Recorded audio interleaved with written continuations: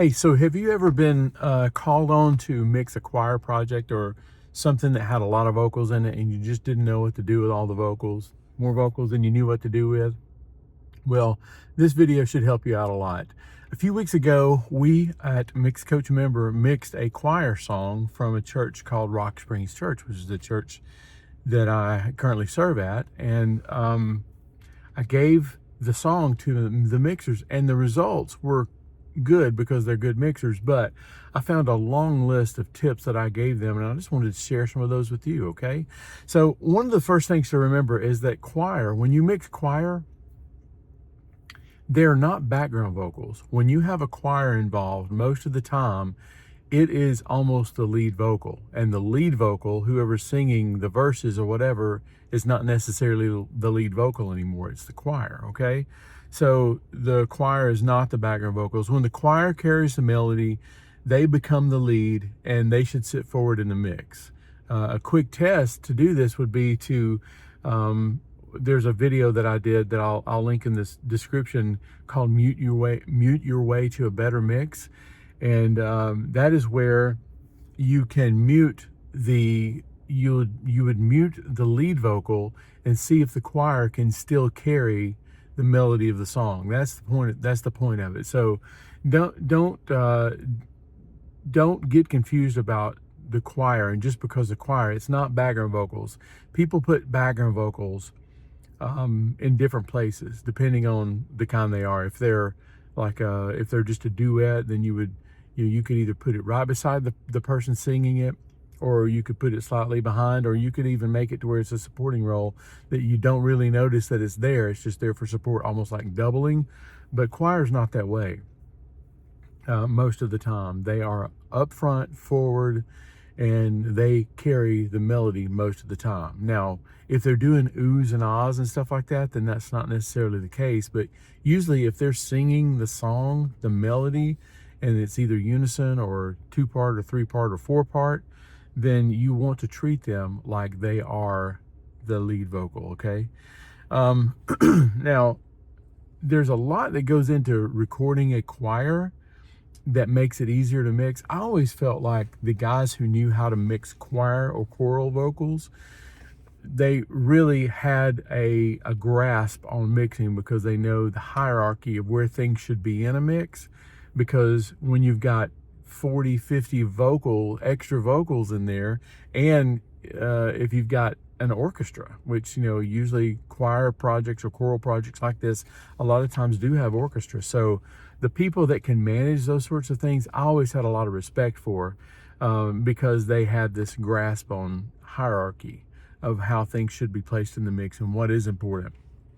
What's important for a rock song or a country song or a bluegrass song is different than what's being featured in a choral song. Sorry, my mouth's a little dry today. I'm going to be drinking that from time to time. Okay, so just remember that choirs are usually featured. Now, the problem you'll come in contact with with a choir is that sometimes they're not recorded well. People sometimes will just put a mic in a room, or 2 mics in a room, or even mic each section, but typically no vocal is close enough to that section to make it feel like it can carry a mix. In other words, the further up you push the choir, the more roomy your mix sounds, and it usually doesn't sound good. So I'm gonna give you a couple of tricks. Let me give you a recording hack on that, okay?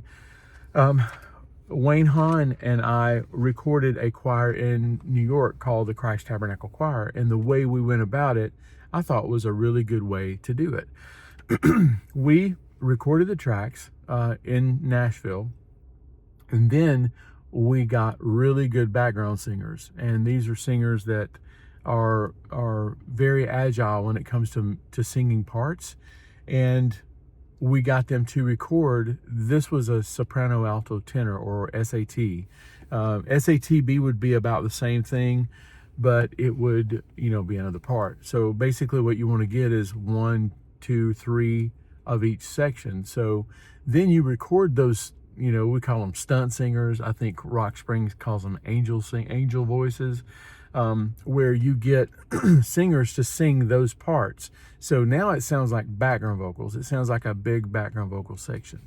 So what you do with that is you will send it to your choir members. And if they're in the soprano section, then what you'll do is do a mix with that part featured in the mix. So the track will be down, and there's ways to do this, and I do this with buses a lot, where it takes a long time to set up the buses, and that's why templates are important, because you wouldn't want to just recreate this every time, because it is a lot of trouble.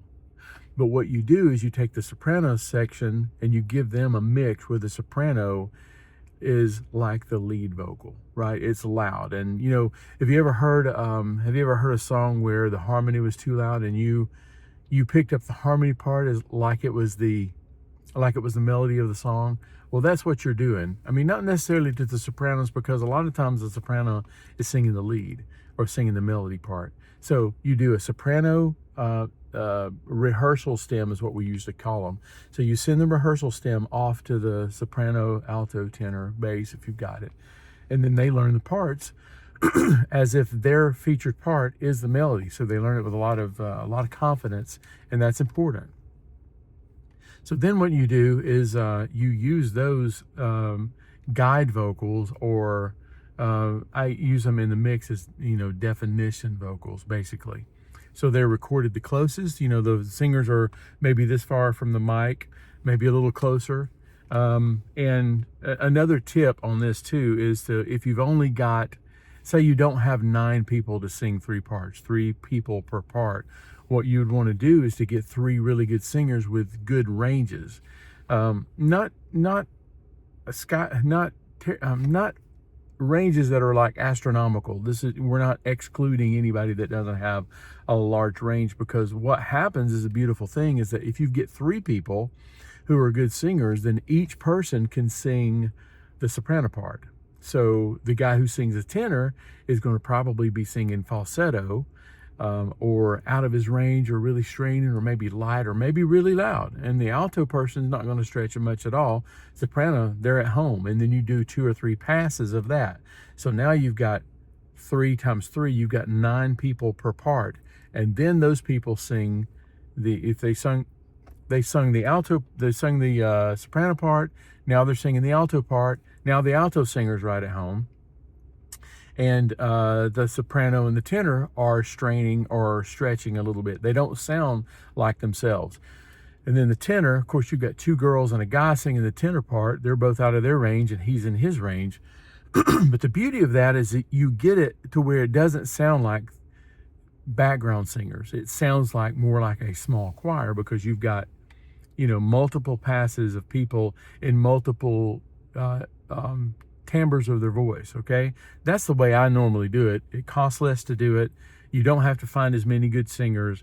The vocals usually a lot tighter. So typically what we'll do there is we'll record those vocals, send them out to the choir, let the choir rehearse. And then if you've got money to do this and you've got time to do this, basically time equals money. So if you're going to record your choir, what you want to do is you want to get your better choir members to come and record another layer of definition vocals. So these are the ones that, instead of you get your key tenors, and this can be politically charged probably, because you don't want to pull people out that are better singers, or kind of point to people like, you're not a good singer, so you're not going to be on here. So this next step doesn't necessarily have to be. But what we did with Christ Tabernacle was we got the featured singer. So the first layer of background vocals were literally background vocals from Nashville. They were really good singers. They weren't even in the choir.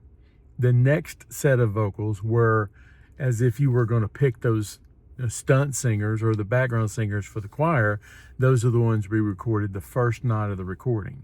And these are the ones to make sure that everybody's got their part good, and it layers another level of definition to the choir, because these people are about at the same distance as they were on the background vocals, right? So, but now they're actual choir members. And now we have that. We don't even have to use it. We're just kind of basically creating levels of definition. The next night we recorded the mass choir. And the choir, might be 40 people, might be 50 people. It might not be that big at all, depending on your choir. And by the way, choirs are definitely coming back. In church music, choirs have been kind of like on the back burner for a while. They are definitely not on the back burner anymore. They are coming back. More people are being engaged in worship and in church environments. And I think this is a good skill for my mixer guys to know how to do. So where was I? So now we are at the choral night, or this could even be the live recording night.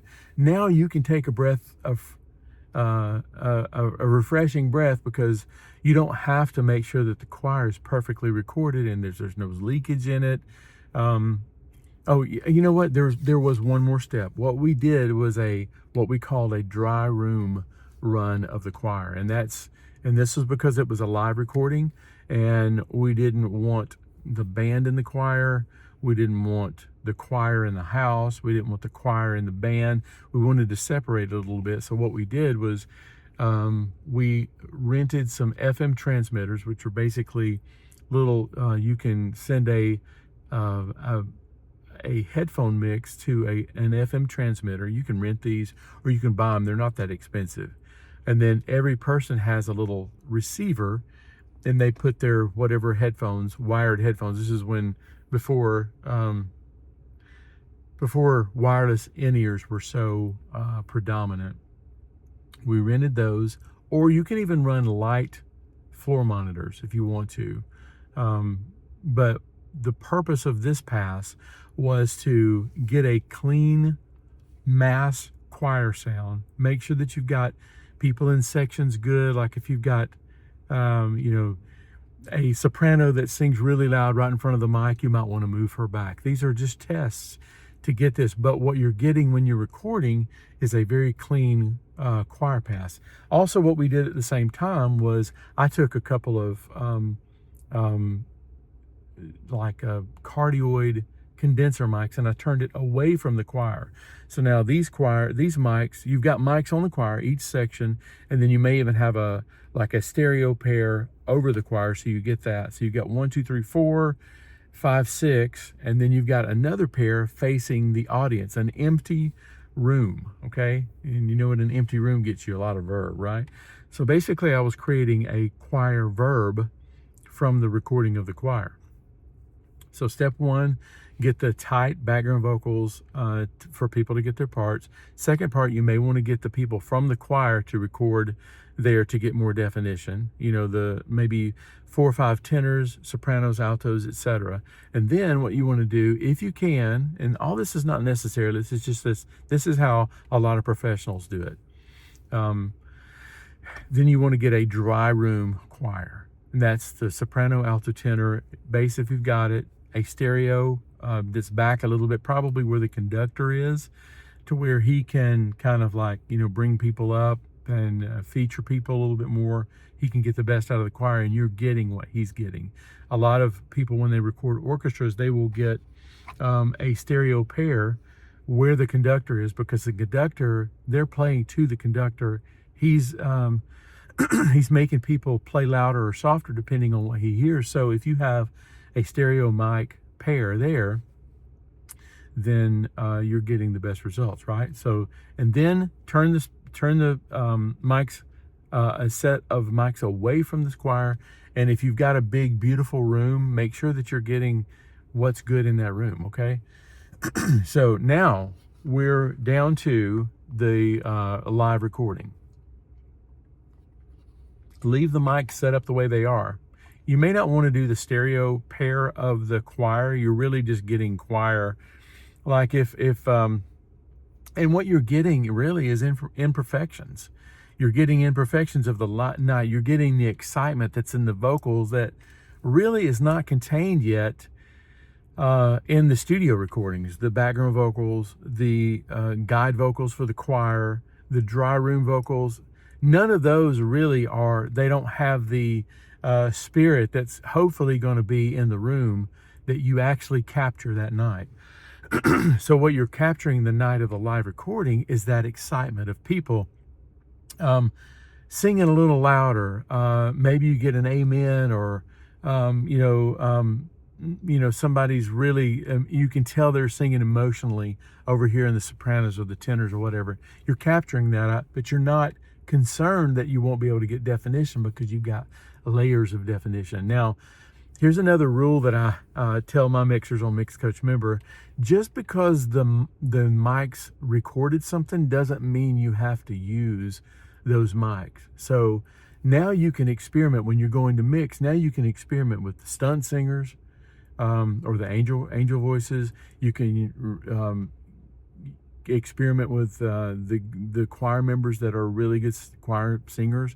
You're experimenting with the dry room vocals. You're experimenting and you're layering vocals for all of these layers that you've got. Now you can experiment with them, but don't think that you have to use every layer of vocals to get a good mix. Just because it's there, just because there's a hi-hat mic on the drums doesn't mean you have to use it. I never use the hi-hat mic unless I need it, because there's usually, it sounds more natural without it. So anyway, okay, back to choir. So now when you're mixing these choirs, these angel voices, the pre-recorded voices, let's see. Yeah, I think I covered all this already. So basically when you're mixing the live vocals that night, just experiment with what feels best for the song.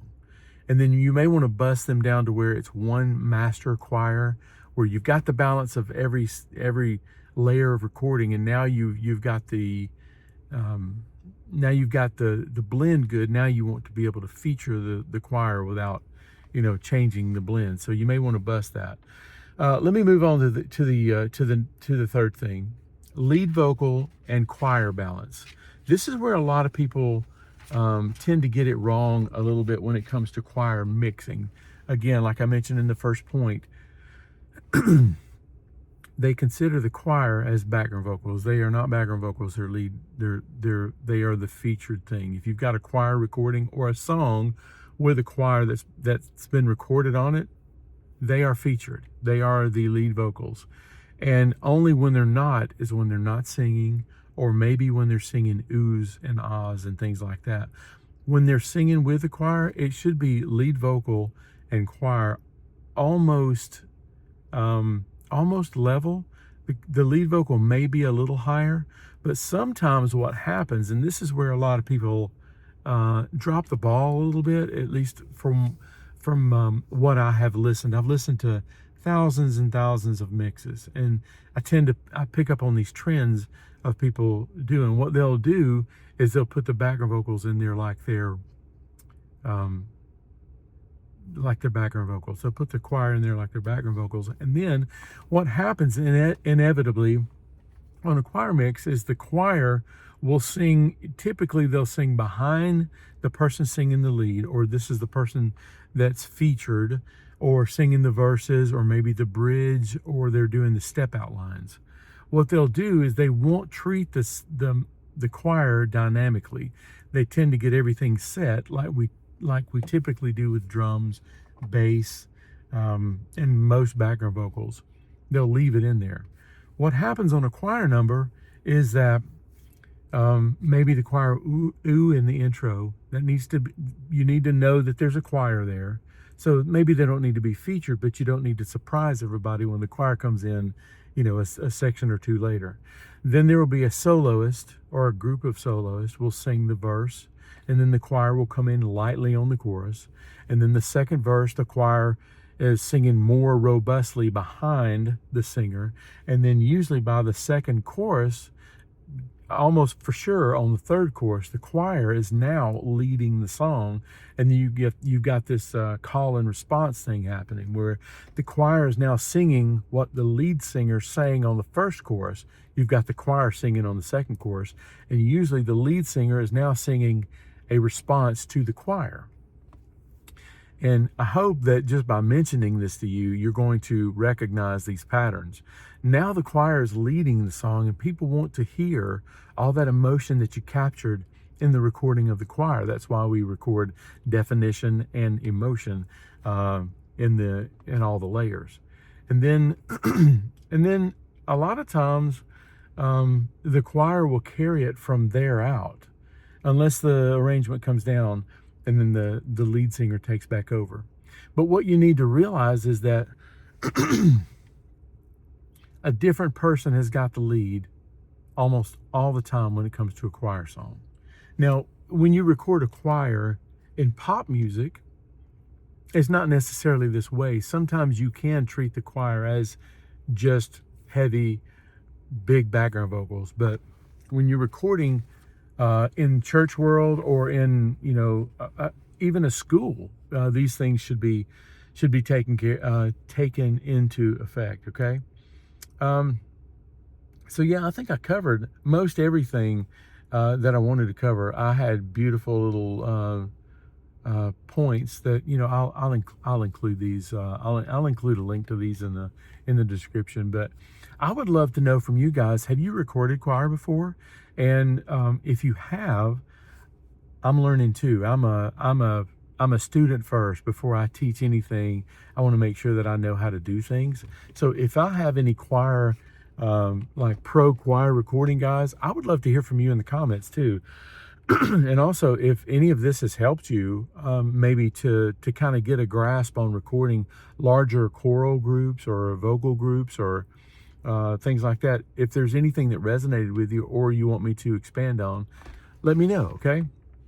Like I said, we've got several choir songs in the repertoire in Mix Coach Member. I would love for you to, if you want to learn to do this, not just choral mixing, we do bluegrass mixing, we do country mixing, we do, I find that the most usable engineers are the ones that are the most versatile.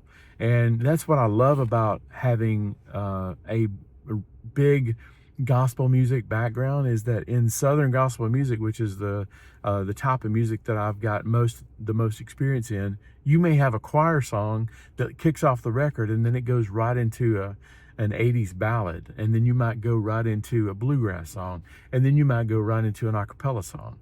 And I think that if you want to be busy as a recording engineer and you are running your own studio, you need to know how to treat these things, and you need to have a playbook. And that's what Mix Coach Member is about. It's about training for different styles and being in a group full of people that know what you're thinking about when you're cutting the grass, what you're thinking about all day long when you see an ad for a microphone. Like, I wonder if that's going to work.